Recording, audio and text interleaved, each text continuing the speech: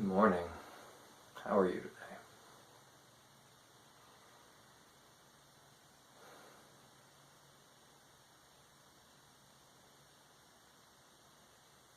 The funny thing about these videos is I usually spend 30 minutes, 45 minutes, an hour sitting in meditation, which basically means I'm either listening to Hemi-Sync CDs from the Monroe Institute, which if you don't know what those are, you should check those out. Or I'm just sitting in the dark. And what's funny about that is when I turn the camera on, I just want to keep sitting and staring.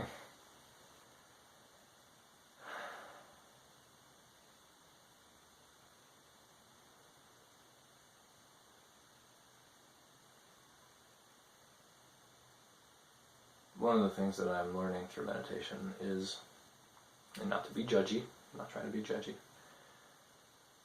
but how manic-depressive or bipolar our society is. And what I mean by that is, as you get quieter and more still, you're able to, through contrast, see just how not quiet and not still everybody else is around you. And it's not as if the activity of others is healthy play or healthy laughter like children have. I mean, children, I catch myself telling my kids to quiet down or go play in their rooms when I'm trying to work or trying to just relax, because they're kids, they're bouncing all over the place and they're excited and they're yelling and they're playing. But that's healthy playing with each other and laughing and wrestling and playing with toys and Legos, and that's good, but that's not what adults do. Adult activity is race and scratch to get something. And then you get money and you go spend it on an activity or some kind of entertainment. And then you go and you get some more. You experience it. Then you go and you get some more. You experience it. It's like watching a squirrel dig around in the dirt for acorns or burying food. I guess. Again, I'm not trying to be, I was really judgmental. I'm not trying to be judgmental. I'm just trying to say that if you were to look at your life, if, for example, you're a person who doesn't spend a lot of time or any time meditating or praying, and by praying I don't mean, well, you know, I was going to say something mean, but if you looked at your life, if somebody recorded your life for a day, how often would you be digging and scrambling for the next experience? And as quickly as you can, you suck as much juice out of that experience as you can, and you throw it away, and then you're on to the next thing. And your whole life is basically, you're living kind of like a virus or a cancer cell, where you're just consuming experiences either through buying things or through buying experiences, and then you suck the juice out of it and you throw it away. And it seems to me, watching a lot of people, that they think the purpose of life is to suck as much juice from as many things and experiences and people as possible before they die. So their whole life is this frenetic activity of dig and scratch, experience, throw away, dig and scratch, experience, and throw away.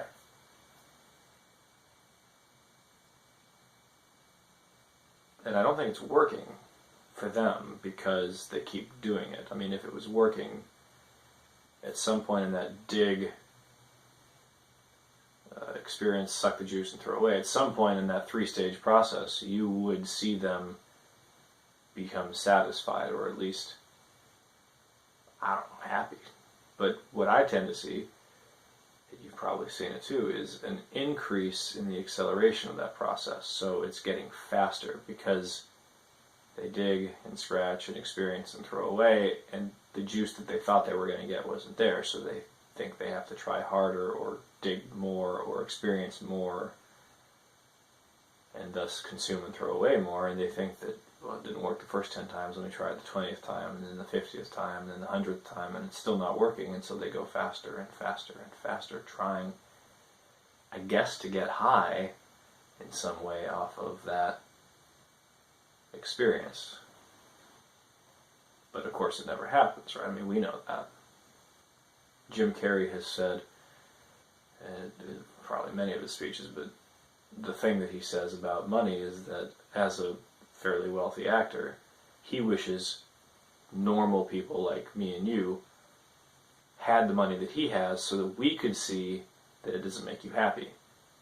And what's funny is we already know that. Jim didn't have to tell us that, right? Lottery winners, some of the most unhappy people on the planet. Look at the Kardashians. Lots of money.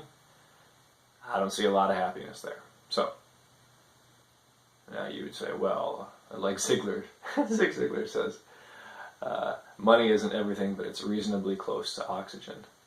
Which is true. In this society, you need money to survive. People are not giving stuff away for free. Except for the government. And there's strings attached there, but whatever. You get the point.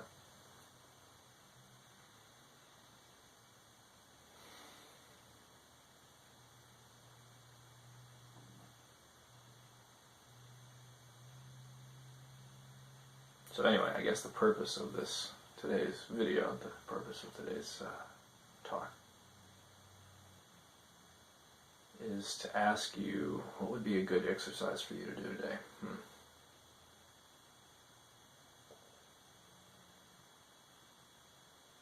Well, I would take it as a given that you're probably going to be unconscious for most of the day. And I don't mean sleeping. I mean for most of the day you will fall into a routine or habitualized pattern of dig, consume, throw away.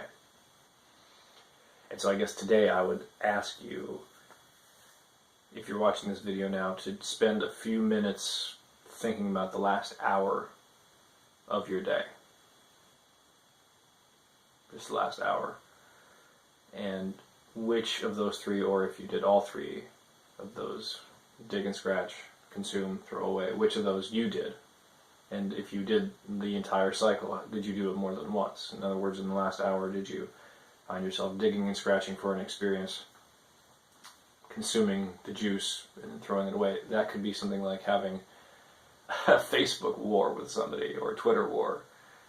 Somebody posts something about Donald Trump, you don't like it, so you make some angry comment, and then there's comments back and forth. So that would have been you digging and scratching your initial comment, because you're hoping, if I work here, I bet I can get a reaction out of this person. And then you get the reaction, and you're fighting back and forth. That's you consuming the juice, or the energy of that experience. And then, at the end of the thing, you throw it away, you make some rude comment, or you say whatever, or you give the person the finger. I mean, I don't know. But that would be an example of digging and scratching, consuming, and throwing away. So have you done that in the last hour? And if so, how many times? And then maybe if you can come to the realization, if you can figure out how many times you've done that in the last hour of your day, then how many times have you done it since you got to work, or got home from work, or how much have you done it today? And then if we apply the law of averages and we say, okay, if it's Friday, today's probably a good day, but just to be conservative, let's say Friday somehow represented an average work day. So let's say you went through that dig, consume, throw away process 10 times today.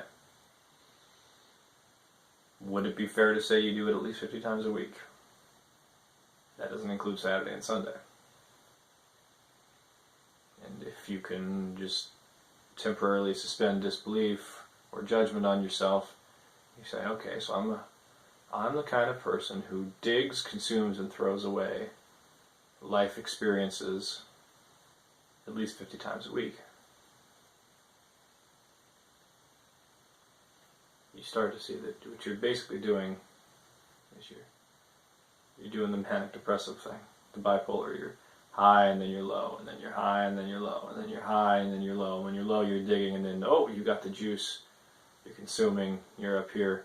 Oh, now all the juice is gone, I'm down here, and then I gotta dig, and I dig, and I dig, and I get the juice, and I got the juice, but now the juice is gone, and I throw it away, and I dig, and I dig, and I dig, and I got the juice, and it's so good, but then it's gone, and I throw it away. So you're literally, you're doing like this if you could chart your energy throughout the day. Now, Maybe you're asking yourself, there's got to be another way. And there is, Kevin. That's a line from Friends. We drive our daughter crazy all the time quoting Friends, because my wife and I used to watch seasons 1 through 10 over and over like a cycle. That was fun. So yes, there is another way. And that way would be to stop digging and scratching.